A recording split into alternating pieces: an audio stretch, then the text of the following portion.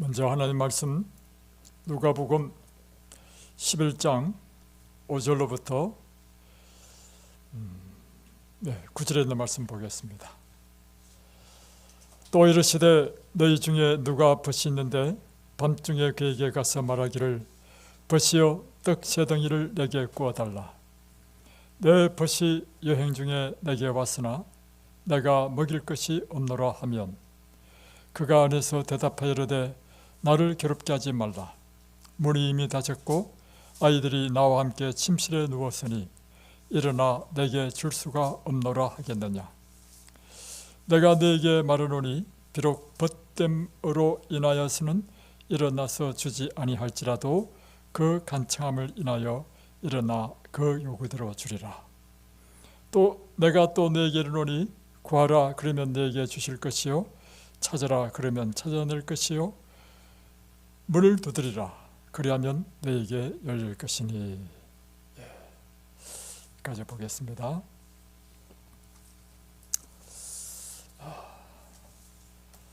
한 주간 평안하셨습니까? 이 한 주 동안 바쁘지 않았습니까? 제가 보니까 우리 제처는 하루에 한 5가지 이상 요리를 하고 사진을 찍고 요리책을 만드느라 굉장히 바쁜 것 같고, 또 우리 조이 씨는 조이 씨대로 캔딩을 한 200kg 이상 한다고 바쁜 것 같습니다. 그리고 저 역시 이 주변 정리 그리고 하우스 정리 또 여러 가지 사물을 보느라고 바쁘게 한 주를 보냈습니다. 물론 몸은 좀 바쁘고 힘들었지만 마음은 편안하지 않았습니까? 우리가 이 심의 기간 동안 누리는 이 평안에 대해서 우리 예배가 끝나면 함께 간증 시간을 통해서 우리가 함께 발표하는 시간을 갖겠습니다. 제가 이번 주에 주변을 정리하면서 보니까 이 산에 또 1년 만에 나무들이 올라와서 또 나무를 쳐야 되더라고요. 그래서 가만히 생각해보니까 작년에 우리 최승아 장로님이죠. 최승아 장로님이 오셔서 거의 한 달 동안 봉사해 주셔서 주변을 아주 깨끗하게 다 정리해 주셨습니다. 그것이 생각이 나서 추석 긴 연휴 동안에 이분이 좀 오셔서 봉사해 주시면 좋겠다는 생각이 가지고 전화를 드렸습니다. 전화를 드리니까 거기에 일하시는 분이 계시지 않냐고 말씀할 것 같아가지고 우리 김 장로님은 재원해서 지금 가셨습니다. 그래서 장로님이 좀 오셔서 좀 도와주셔야 되겠습니다 하니까 그러면 제가 가지요. 그런데 그 중간에 제가 일 때문에 좀 나와야 되겠습니다. 그러시면서 하는 이야기가 좀 일을 봐야 된다는 것입니다. 그래서 제가 이제 이야기했죠. 우리 이든밸리에 좋은 일이 생길 것 같은데 그 좋은 일이 생기면 이제 드디어 장로님에게 월급을 드릴 수 있으니까 장로님 이곳에 오셔서 봉사하시고 좀 사시면 어떻겠냐고. 그리고 장로님이 섬기는 교회를 위해서는 금요일날 교회 가셨다가 월요일날 오시면 되니까 했는데 이분이 자기가 사업을 하나 시작했다는 것입니다. 그래서 이거 웬 사업을 시작했냐고 물어보니까 어떻게 자기가 돈을 좀 벌어야 될 필요를 느꼈다는 것입니다.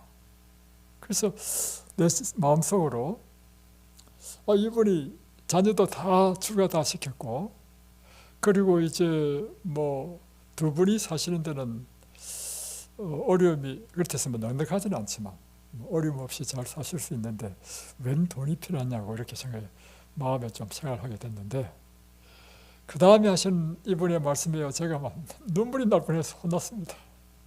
뭐냐면 이분이요, 작년에 이게 오신 것도 우연히 이제 교회에서 집으로 가다가 재림방송에서 내가 안실학교 그 끝 간증을 듣고 이거 우리 이곳에 와서 도와야 되겠다 하고 해서 본인이 지켜보셔서 도와주잖아요. 근데 이곳에서 이제 봉사하시면서 그가 어떤 마음의 소원이 생겼냐면 이런 마음의 소원이 생겼답니다. 내가 이든벨리를 도와야 되겠다. 그러면서 참나 정말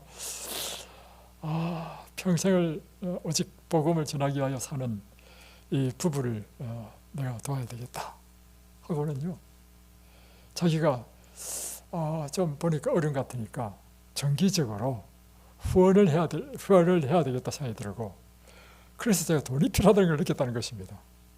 돈을 버는 목적이 뭐예요? 이든벨리 돕기 위해서 돈을 번다는 거야. 나는 그것도 모르고 장로님 이곳에 와가지고 월급 드릴 테니까 일하라고 했더니 제가 얼마나 감동을 받았는지, 진짜 굉장히 큰 감동이었습니다. 이 사람이 돈을 버는 목적은 뭐예요? 주기 위해서. 지난번에 우리 결혼식에 제 차와 제가 갔잖아요. 갔는데 우리 그때 자동차로 운전해서 서울까지 가는 것도 피곤하기 때문에 우리는 바로 이게 KTX 역이 있으니까 기차 타고 이제 갔다 오기로 아주 좀 가면서 쉬기도 하고 이렇게 계획했단 말입니다. 그런데 제 차가 이따만 트렁크 하나 가지고 오는 거라. 그래서 이 트렁크 뭐냐 하니까 이거 이제 가면 서울에 간 김에 큰딸이 사니까 큰딸 만나면 주려고 한다는 거야. 나는 이제 트렁크니까 가벼운 줄 알았단 말이야. 딱 들으는 순간 내가 들기도 무거울 만큼 막 엄청 무거운 거라. 도대체 몇십 킬로인지 몰라. 그래서 이제 그러니까 제가 기분이 좋겠어요. 저는 결혼식 갈 때 그냥 가볍게 딱 이렇게 빈손으로 딱 갖다 미선을 오기를 원하는데 좀 기분이 안 좋았어. 근데 어떤 그걸 이제 끌고 기차 타고 또 이걸 또 결혼식장까지 또 끌고 가는 거라. 점점 제가 막 스트레스 받기 시작하는 것입니다. 아니 보니까요, 뭐 넣냐면 3kg짜리 우리 토마토, 방울토마토죠. 방울토마토인가 뭔가 어떤 과일, 포도요. 포도는 그쪽에 사 먹어도 될 거 아니야. 그걸 이곳에 사가지고 포도 한 박스, 그래서 몇 킬로 되는 거, 5kg 거야, 5kg. 그래가지고 이거 그래서 나중에 보니까 이것이에요. 막 얼마나 많이 냈는지. 다음 이제 지난주에는 또 이제 제 막내딸이 또 제 생일이라고 이제 일요일 나왔잖아요. 광주에서 왔는데 다행히 제 막내딸은 그냥 기차 타고 왔어요. 그러니까 갈 때 기차 타고 갔으니까 들어가지 못할 거 아닙니까? 그래서 손에 들 수 있는 만큼만 싸줬어. 그랬는데 나중에 어제 제가 전화한 걸 들었습니다. 집으로 택배를 보냈는데 얼마나 많이 보냈는지, 이 전화 딱 하는 소리가 이거야. 제 순실이가 엄마 엄청 많아. 그래서 그때 제가 옆에서 한 말이 있습니다. 보니까 그래. 농사는 내가 짓고 인심은 엄마가 다 쓴다고. 제가 농사 짓는 목적이 뭐예요? 주기 위해서 농사 짓는 것입니다. 그러고 나서 제가 가만히 생각해봤어요. 생각해보니까 우리가 사실은 1년 12달 쉼 없이 일을 하다가 우리에게 좀 다행히 그때 또 여건이 되니까 쉬기 위해서는 거의 꽤 많이 좀 쉬고 있잖아요. 이 쉬는 동안에도 보니까 우리가 뭘 하냐면 끊임없이 일을 해. 그 일이 뭐냐?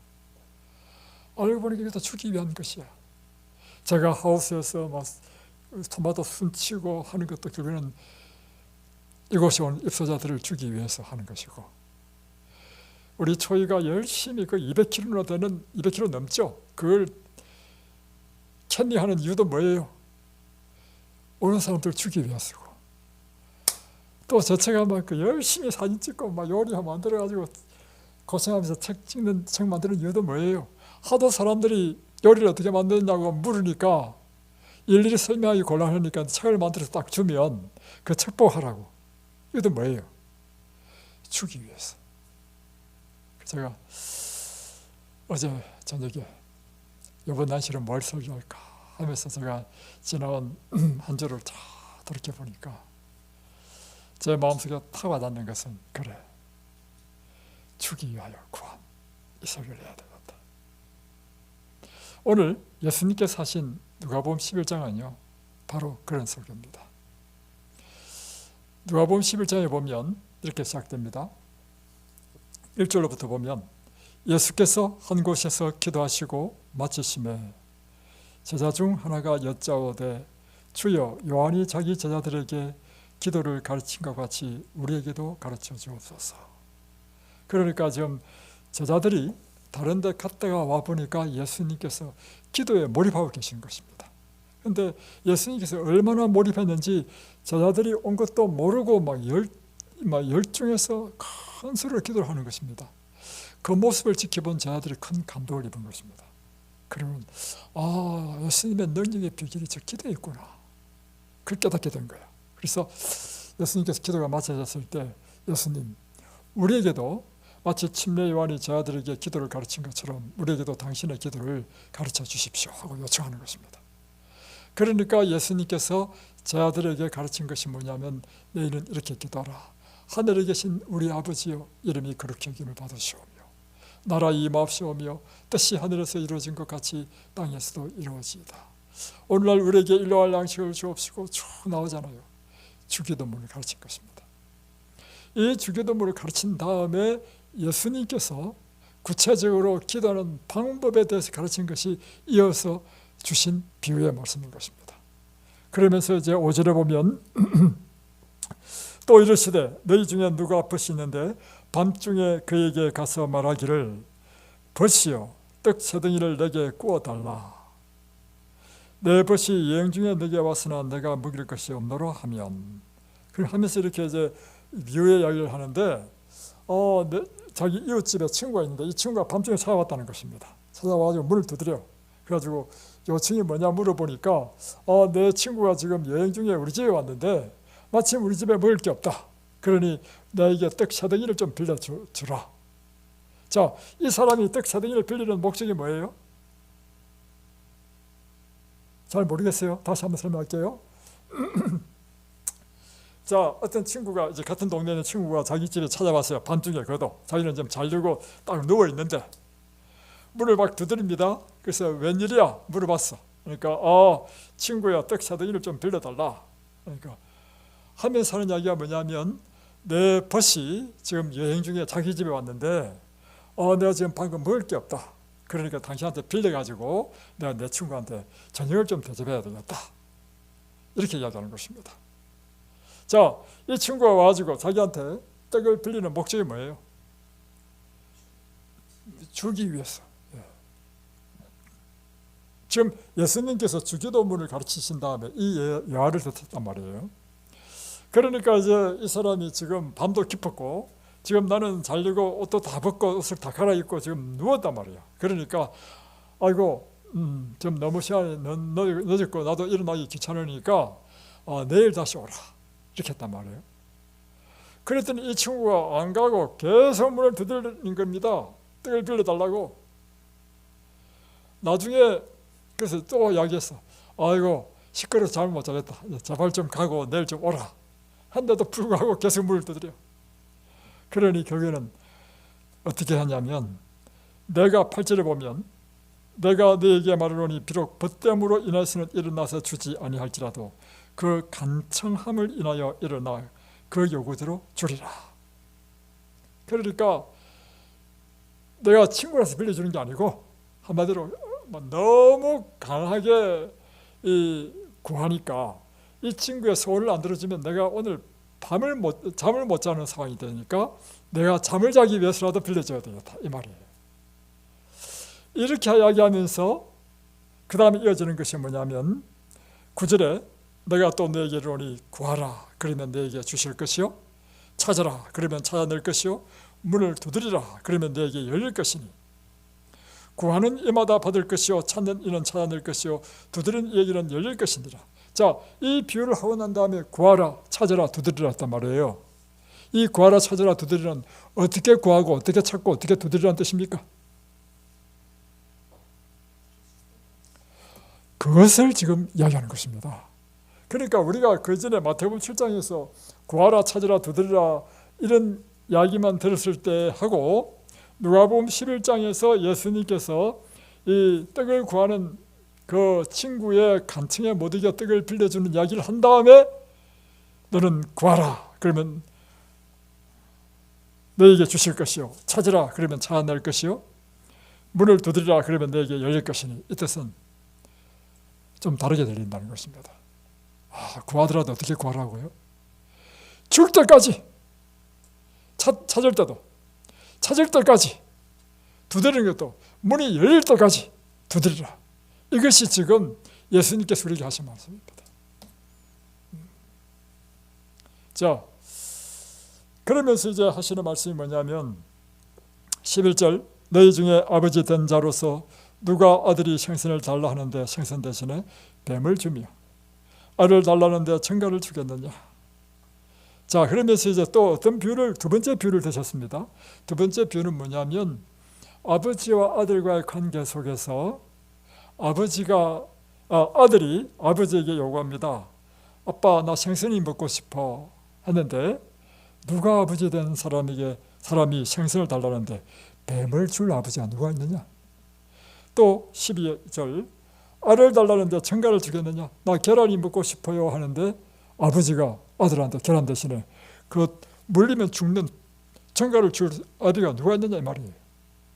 그러면서 너희가 비록 악할지라도 자기 자식에게는 좋은 것을 줄 줄을 알거든. 하물며 너희 하늘 아버지께서 구하는 자에게 성령을 주시지 않겠느냐. 이 비유를 하시면서 하나님을 무엇으로 나타냈습니까? 아버지로 나타냈습니다.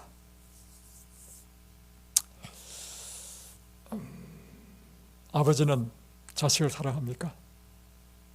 예. 이번 주에 우리 스노가 전화가 왔습니다. 그래가지고 아버지, 사실 이런 일이 있는데 제가 잘 판단이 안 돼서 아버지의 판단을 좀 듣고 싶어서 전화했습니다. 그러나 딱 듣자마자 그 문제? 그건 당연히 이렇게 해야지.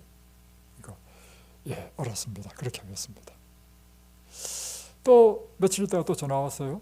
아버지, 또 어떤 게 좋을지 몰라서 전화를 드렸는데요 하면서 또 판단을 구하는 또 전화를 했어요. 그래서 그건 이게 더 좋은 것 같은데.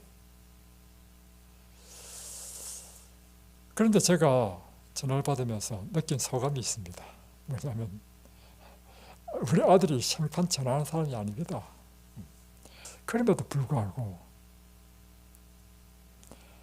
생판 전화합다가 전화 왔는데 아버지 하는데 막 가슴이 뭉클하는 거라.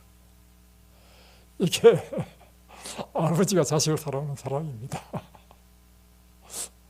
그리고 또 이제 우리 큰딸은 목소리부터 달라. 아빠 하는데 막 가슴이 막 녹아내려. 여러분, 제가 왜 이 말을 하는지 아십니까? 아버지는요, 사실 제가 그렇댔어요. 우리 자녀들에게 이렇게 자상하고 친절하고 그런 아버지는 못 되잖아요. 그죠? 사실은 우리 집에 인기 없는 아빠입니다. 사실은. 그럼에도 불구하고 제가 드리는 말씀은 뭐냐면 아버지 앞에 막 이 마음이 무너져가지고 이게 아버지가 자식을 위한 사랑이란 말입니다. 근데 하물며 너희 하늘 아버지가 아픈다 이렇게 되어 있잖아요. 하나님께서 우리 하나님을 어떻게 부르라고 예수님께 가르치시냐면 하늘에 계신 우리 아버지여 이렇게 부르라는 거예요. 이것은 이 땅에서 아버지라 부를 때 아버지가 그 자식에 대한 사랑이 막 넘쳐가지고 마음이 막 무너지는 것처럼 우리가 하늘에 계신 우리 하나님께 하나님 아버지라고 부르는 순간 하나님은 마음이 무너져 버린다는 거야. 그러니 우리가 기도하는 어떤 기도를 하나님께서 외면하시겠냐 말이야. 우리 어떤 기도라도 그분은 들어주실 그런 이 땅에 어떤 아버지와도 비교될 수 없는 그런 하늘 아버지라는 것을 지금 강조하고 있는 것입니다. 여러분, 우리가 그래서 기도할 때요, 담대하게 구하십시오. 어떻게 구하라고요? 하늘에 계신 우리 아버지요 라고 부르는 순간 이미 여러분의 기도는 응답될 줄로 믿습니다. 하늘에 계신 우리 아버지요 부르는 순간 하나님께서는 그래, 네 소원이 뭐냐? 내가 네 소원을 들어주겠다. 여러분, 그래서 우리가 이 기도의 과학을 좀 이해할 필요가 있습니다. 기도의 과학이란 뭐냐? 그것은 법칙이라는 것입니다. 그 법칙이란 뭐냐? 첫 번째, 우리 하나님은 우리 아버지다. 그분은 우리를 사랑하시는데 얼마만큼 사랑하냐면, 우리가 아직 죄인 되었을 때, 우리가 아직 원수 되었을 때, 그때 하나님께서는 우리를 구원하시기 위하여 당신의 아들 독생자를 주시기까지 우리를 사랑하신 하나님이시다. 이것이 첫 번째 기도의 과학이라는 것입니다. 다시, 과학이라는 뜻은 무슨 뜻이라고요? 기도의 법칙이라는 것이 법칙. 첫 번째 법칙은 하나님은 우리 아버지다. 우리를 엄청나게 사랑하시는 사랑의 아버지다. 그래서 우리는 하나님께 나갈 때 담대하게 나갑시다. 어떤 기도의 제목이라 할지라도 우리는 담대하게 하나님께 구할 수 있다. 왜냐하면 그분은 이 세상의 어떤 자상한 아버지보다도 더 친근하고 자상하고 자비롭고 사랑이 많은 우리 아버지이기 때문에. 두 번째는,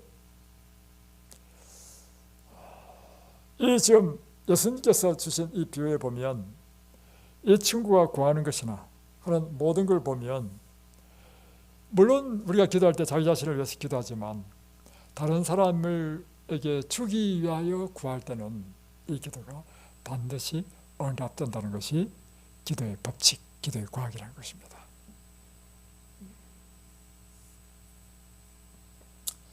그런데 이것은요, 예수님의 생애의 원칙이었습니다.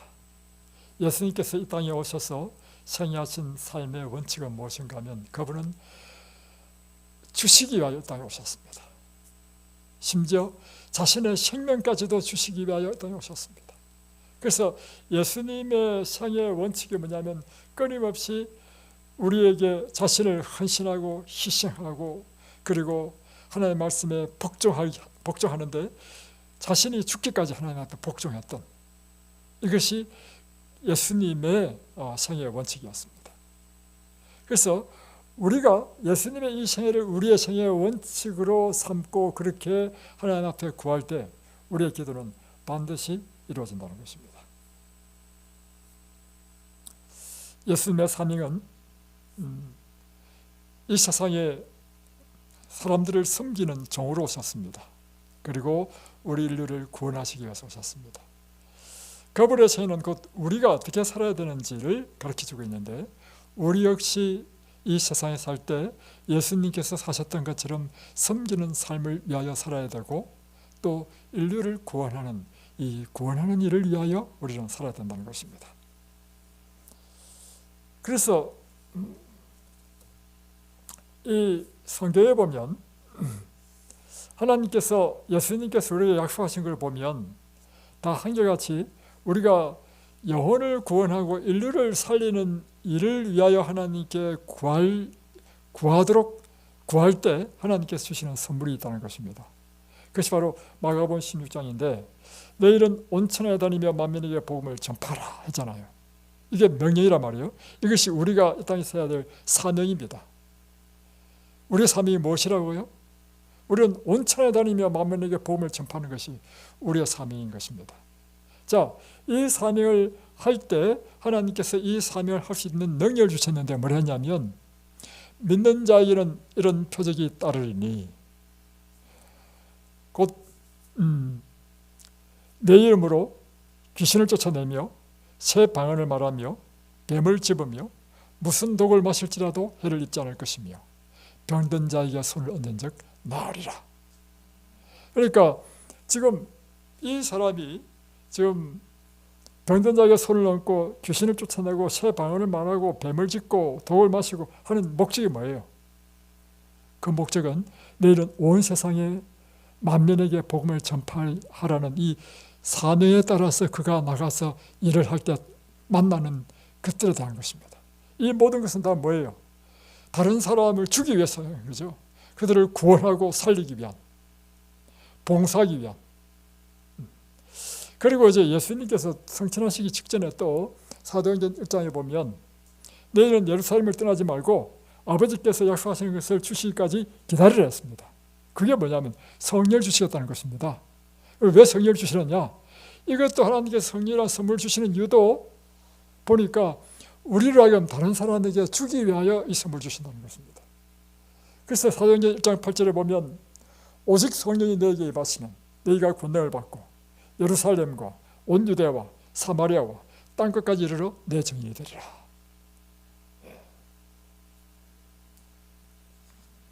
그래서 우리가 하늘의 보화를 날마다 받는 비결이 있습니다. 그것은 우리가 날마다 다른 사람을 위하여 줄 때 우리는 날마다 받게 되는 것입니다. 예를 들면 이와 같은 것이죠. 제가 날마다 이곳에 입사한 사람들에게 이 생명의 떡을 공급하기 위하여, 육의 떡도 생명을 공급하는 것이죠. 생명의 떡 곧 육의 떡을 공급하기 위하여 날마다 하나님께 기도하고 이 환자들을 위하여 요리하고 할 때 하나님께서 날마다 영감을 주시고 날마다 새 힘을 주시고 능력을 주시는 것이나, 또 저는 날마다 아침마다 이 백성들, 이 여자들에게 생명의 말씀을 또 전하는 일을 하잖아요. 그러니까 이 생명의 떡을 전하기 위해서는 내가 받아야 줄 수 있단 말이에요. 그러니까 새벽마다 일어나서 하나님께 기도하고 하나님 말씀을 펴면 하나님께서 막 영감을 막 주시는 것입니다. 그러니까 날마다 하나님의 말씀을 전할 수 있는 말씀을 주시는 것, 이것이 하늘의 법칙인 것입니다. 우리가 주기 위해서 구할 때 하나님께서는 우리에게 날마다 공급하신다는 것입니다. 또 한 가지는 이것입니다.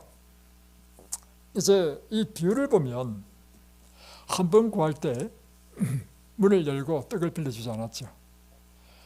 나중에 막 여러 번 막 귀찮을 만큼 그렇게 강청하니까 문이 열어지고 귀찮아서라도 떡을 빌려준다는 말이 있죠.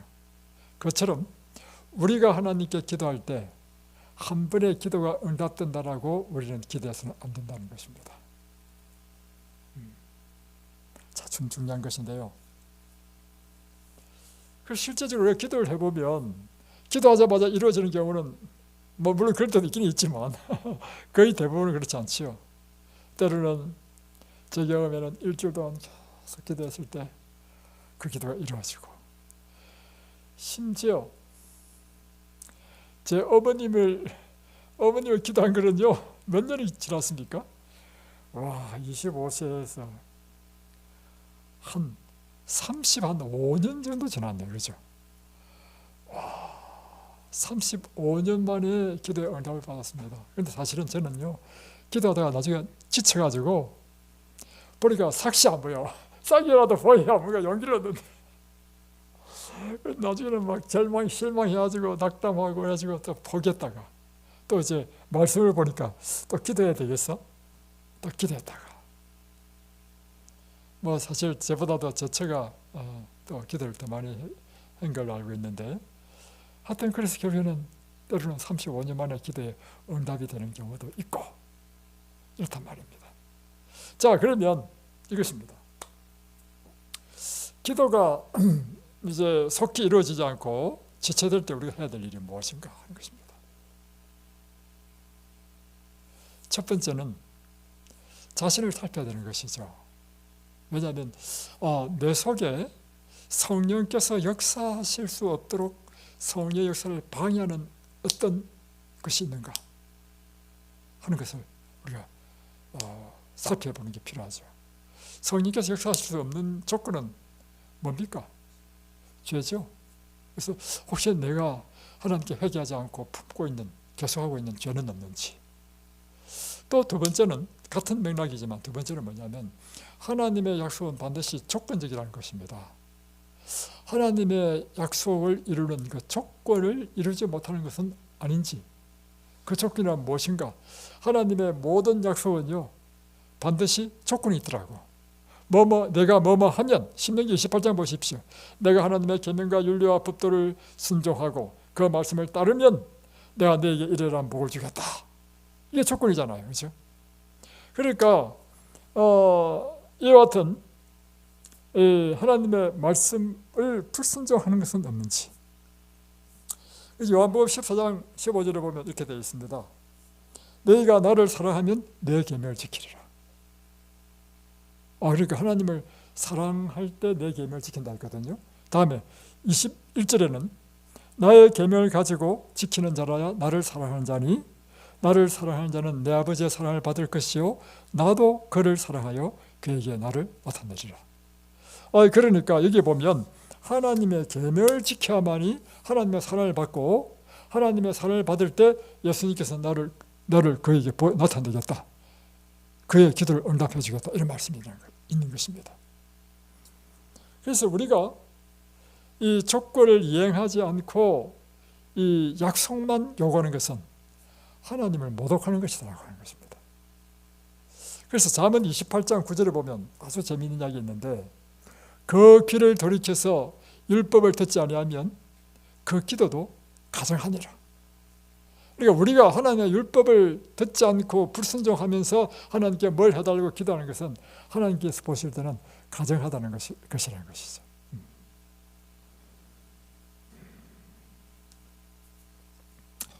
그래서 여러분 이곳에서 우리가 입소자들한테 다 입소자들은 질병 때문에 이곳에 오시잖아요. 그러면 그들에게 실제로 필요한 것은 그들의 질병을 치료해 주는 것이 우리가 해야 될 일이야. 그럴 때 그들에게 반드시 가르쳐야 될 것이 있습니다. 무엇인가 하면 성경에 보면 하나님께서 우리를 치료해 주신다는 약속이 있어. 그 약속을 제시를 해서 치료받도록 하는데 그 약속들에는 항상 조건이 딸려 있다는 것입니다. 그게 뭐냐면 출애굽기 15장 26절인데 너희가 내 계명에 귀를 기울이며 나 보기에 의를 행하고 내 모든 말에 잊어버렸네. 찾아보겠습니다. 출애굽기 15장 26절.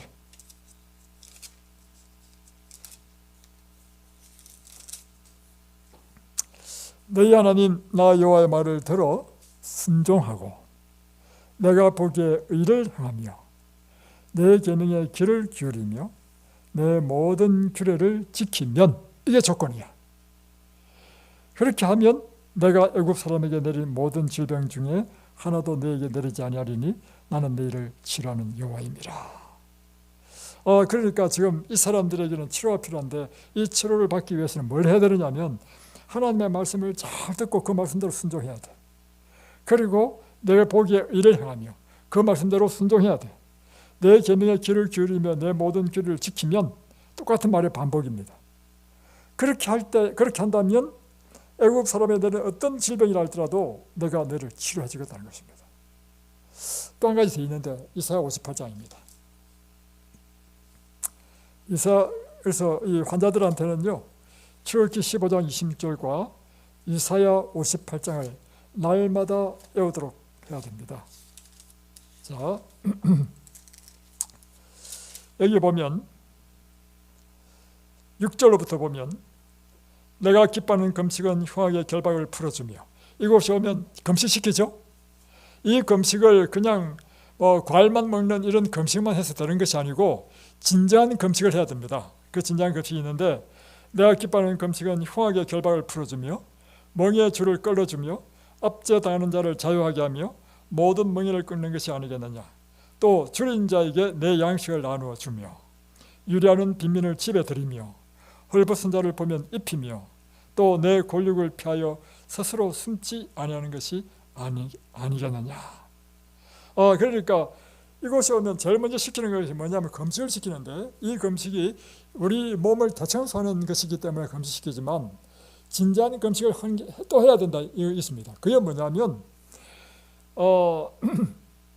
우리의 삶 가운데 다른 사람에게 맺힌 게 있으면 이게 풀어야 된다는 것입니다.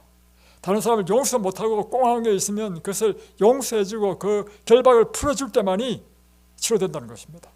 또 7절에 보면 줄인 자를 보면 내 양식을 나누어 주고 유라한 비밀은 내 집에 드리고 벗은 자를 보면 내 옷을 입히고 내 골육을 피하여 스스로 숨지 아니하는 것. 가난한 친척을 돌아보고 이것입니다. 그래서 가난한 사람들을 돌아보고 이렇게 하는 것이 진정한 금식이다. 다음에 8절에 그리하면 이게 조건이야. 앞에 있는 이런 일을 네가 할 때만이 내 빛이 새벽같이 비칠 것이며 내 치유가 급속할 것이며 내 공의가 내 앞에 행하고 여호와의 영광이 내 뒤에 호위하리니 내가 부를 때 나 여호와가 응답하겠고 내가 부르짖을 때는 내가 여기 있다리라. 이렇게 할 때 내가 내 기도를 듣고 너를 치료하는데 치료가 급속할 것이다.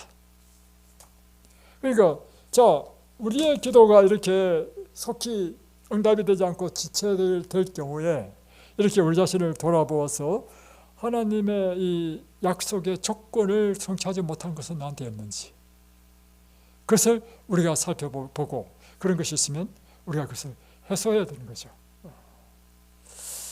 다음에 또 그렇지 않는 경우를 할지라도 하나님께서는 너무나 때때로 자주 우리의 기도를 쉽게 빨리 응답하지 않고 지체하십니다. 그 이유는 무엇이냐면 우리의 믿음을 시험하기 위해서 내가 정말 그 소원이 절실한 것인지 그것을 시험하기 위하여 하나님께서는 지체한다는 것입니다. 우리 소원이 절실하지 않으면 한두 번 기도하다가 응답이 없으면요 더 이상 기도하지 않습니다. 그러나 정말 절실한 기도는요 이거는 절실한 기도는요 포기할 수 없습니다. 응답이 없다 하더라도 뭐 포기할 수 있는 기도가 아니라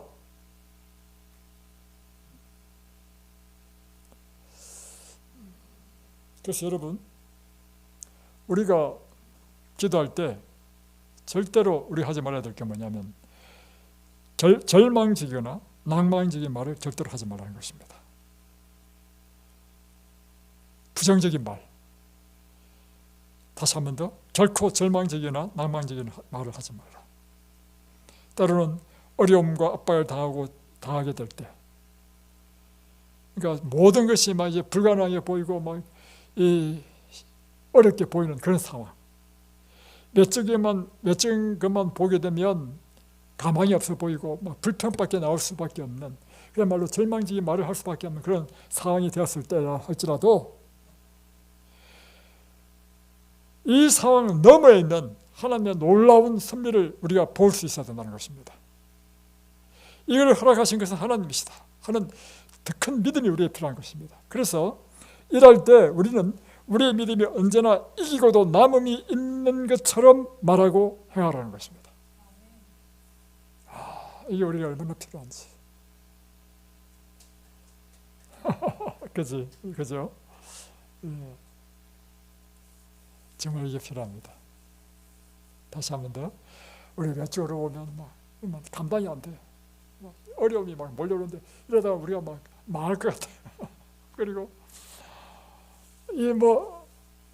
해결할 방법도 없어.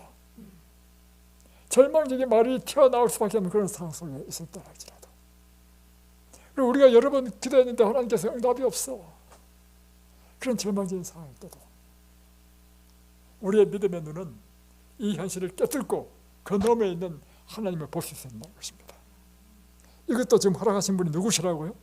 하나님 허락하셨다. 그럼 우리는요 이겨도 남음이 있을 만큼 믿음의 말을 하고 믿음으로 전진해야 된다 하는 것입니다. 또 한 가지는 이것입니다.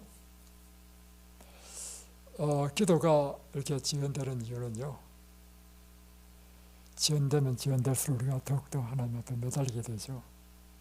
하나님께서는 우리와 더욱더 깊은 밀접한 관계를 맺기를 원하시기 때문에 기도를 지연하신다는 것입니다. 제가 저렇게 봤어요.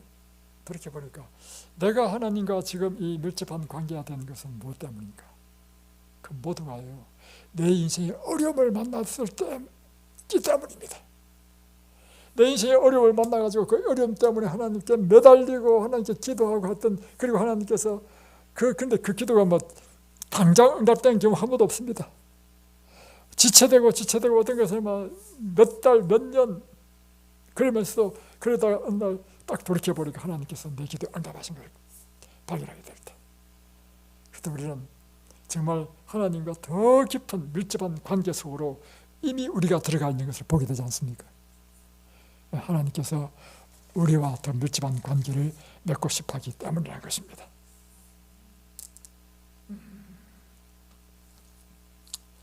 참된 믿음은 시간의 경과나 수고의 과중함이 시약하게 할 수 없는 탄력성과 원칙에 대한 확고함과 목적에 대한 견인불발성이 있다.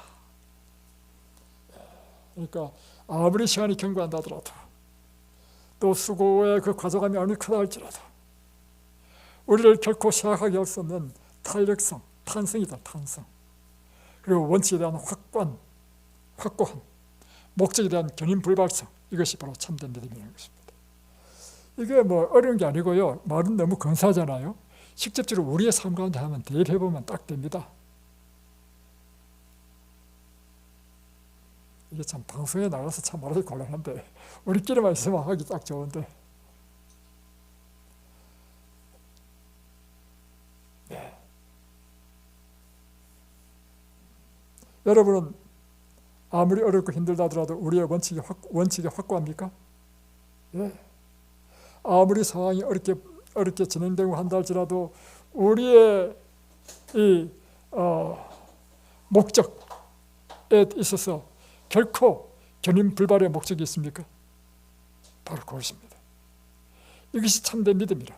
이런 우리의 목적의 견인불발, 그리고 우리의 원칙에 대한 확고함, 이것은 결코 어떤 무게로 우리를 눌린다 하더라도 그것이 우리를 압사시킬 수 없다는 것입니다. 그리고 탄력성이 없는 것은요, 힘을 주면 탁 부러지잖아요. 그죠? 믿음도 마찬가지예요. 믿음에 탄력성이 없으면요, 힘을 가하면 탁 부러져 버려. 그러나 이 참된 믿음은 탄력성이 있다는 것입니다. 그래서 꽉 누르면 스프링처럼 꽉 눌려지지만 부러지지 않아. 다시 그 짐이 벗어지면 다시 탕 튀어오르는 이게 탄력성이라. 참된 믿음에는 바로 이와 같이 우리를 결코 시간의 경과나 수고함의 과중함이 시약하게 할 수 없는 탄력성이 있는 것이 참된 믿음입니다.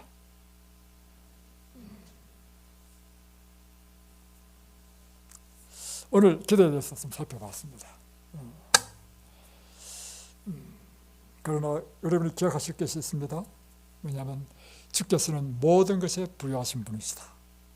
세상은 다 그분의 소유이다.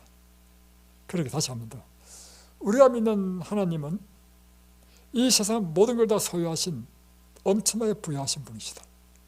그래서 그분이 우리를 위하여 아끼는 것이 없다는 것입니다. 그래서 하나님께서는 어떨 때 오히려 더 기뻐하셨냐면, 그분은 우리가 더 큰 것을 기대하기를 바라신다는 것입니다. 우리로 하여금 영적 사물에 대한 것뿐만 아니라 세속적 사물에 대해서도 축복을 주시기를 기대하고 구할 때 하나님께서는 더 기뻐하신다는 것입니다. 그래요. 그리고 또 한 가지는 우리가 그리스도의 이름으로 간절하고 열렬하게 기도할 때 바로 그 열정에 우리의 온갖 구하는 것이나 생각하는 것에 더 넘치도록 우리의 기도에 응답하실 것이다. 그리고 우리가 기도할 때도 어떻게 기도해야 되느냐 하면 열렬하게, 하나님께서는 우리의 그 열정에 축복하신다는 것입니다. 오늘 이러한 기도의 삶이 되시고, 이 모든 기도의 목적은 무엇이라고요? 주기 위하여. 이것이 누구의 삶의 원칙이 있기 때문에, 그리스도의 삶의 원칙이 있기 때문에 우리 삶 역시 그리스도의 삶의 원칙에 따라 인류를 구원하고 이 세상의 복음을 전하기 위하여 끊임없이 주기 위하여 하나님께 구할 때 하나님께서는 우리에게 이러한 축복을 주실 것입니다. 기도하겠습니다.